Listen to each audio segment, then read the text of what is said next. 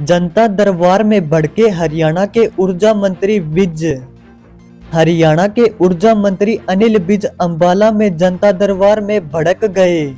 दरअसल बुजुर्ग की पेंशन के लिए असिस्टेंट क्लर्क के द्वारा डेट ऑफ बर्थ वेरीफाई नहीं किए जाने से विज गुस्सा हो गए।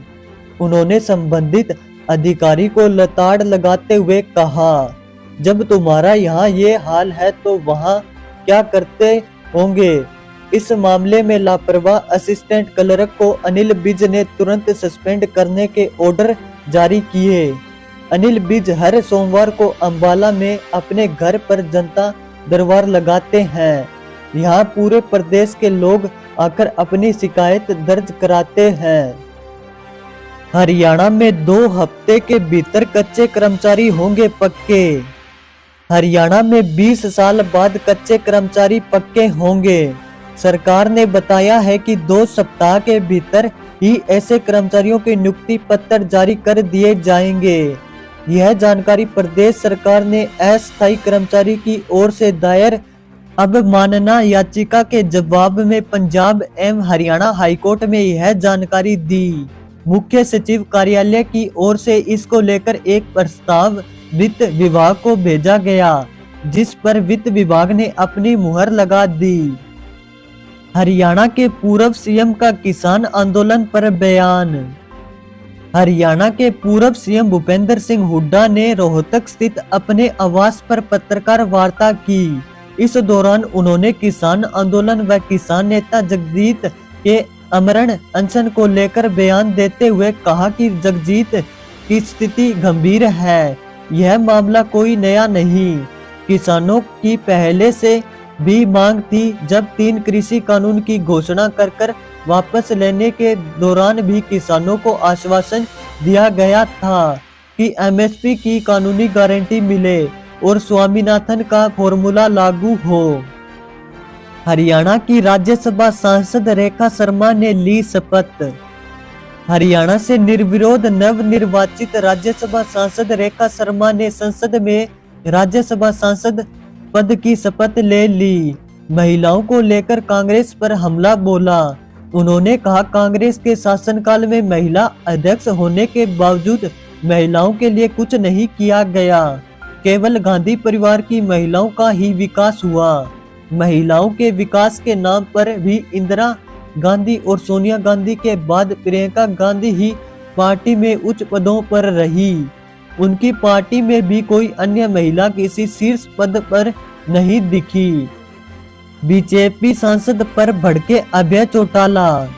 इनेलो के राष्ट्रीय महासचिव अभय सिंह चौटाला ने बीजेपी के राज्यसभा सांसद रामचंद्र जांगड़ा के किसान आंदोलन को लेकर दिए गए विवादित बयान पर पलटवार किया।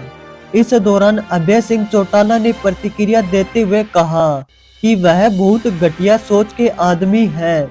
मैं उसे आज से नहीं बहुत पहले से जानता हूँ। ऐसे लोगों का सामाजिक बहिष्कार होना चाहिए। बीजेपी को इसके खिलाफ सख्त एक्शन लेना चाहिए। जो माताओं बहनों की इज्जत नहीं करता, जो किसानों को नशेड़ी कहता है, ऐसे लोगों का इलाज जरूर होना चाहिए। वीके सिंह बोले, पाकिस्तान आर्मी ने 400 महिलाओं से रेप किया।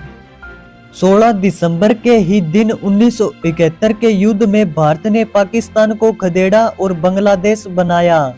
इस लड़ाई में भारतीय सेना के पूर्व अध्यक्ष जनरल वीके सिंह भी शामिल हुए। उन्होंने भारत पाकिस्तान के बीच जंग के हालात को लेकर रायपुर में बातचीत की। वे यहाँ एक मैराथन इवेंट में शामिल होने पहुंचे थे। वीके सिंह ने बताया, मुझे याद है जब हम चटगांव पहुंचे थे, मैं अपनी टुकड़ी को लेकर मेडिकल कॉलेज में गया था। वहां पर पाकिस्तान की सेना ने नस्ल सुधारने के लिए कैंप बना रखा था। यहाँ वे महिलाओं को पकड़कर लाते थे। सैनिक उनसे बलात्कार करते थे। करनाल पहुंचे किसान नेता राकेश टिकैत।